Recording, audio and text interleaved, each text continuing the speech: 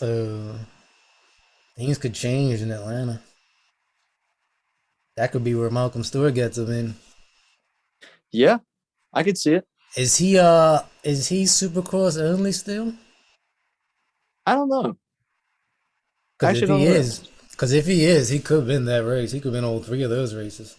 Because Yeah, I'm sure everyone's going to be practicing for outdoors, all the top guys. And if his Supercross only, yeah, he can get an advantage because he's just going to stick to that discipline. yeah. That is true. Yeah, I'll definitely pick him for Atlanta one. Atlanta one at least. Not if nothing happens, if he's still straight and everything. But Yeah, dudes, that's a big break because if dudes are riding and they end up getting into practice crashes and injure themselves, imagine if Roxon got a bad wrist injury during those 3 weeks. It's crazy.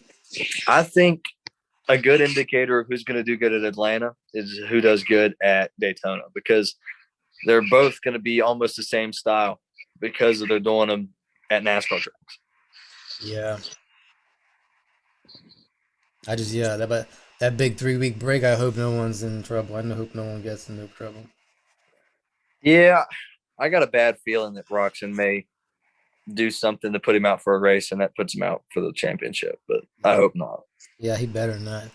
I mean, they've been saying that now that he's a father and he has a child, that he has more motivation and all that. So he might, it might just be his year. Period. Everything's gonna go right for him.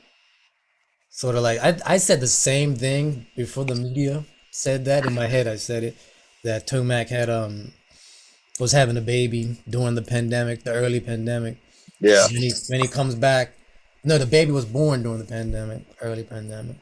So when he comes back to the Salt Lake rounds, I know he's probably gonna have some more motivation, some more drive, And he ends up winning the championship on Father's Day, of course. yeah.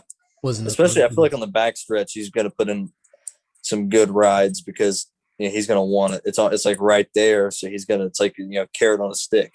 He's going to be Right, after it. right. And it's just the same. It's like I feel like we haven't heard too much of him because he hasn't been on the podium in the press conferences. We haven't heard what he's saying, what he's Yeah, thinking. All we hear is Roxon and Webb. But I mean, it's still a lopsided season. It's not a normal season, so it's not really, it's not surprising that the one guy that everyone wants to win is the winner. yeah. I feel like this season's almost thrown everybody off a little bit because Yeah, it's not normal. yeah, It's not sure something not you can get used to. I feel like. exactly.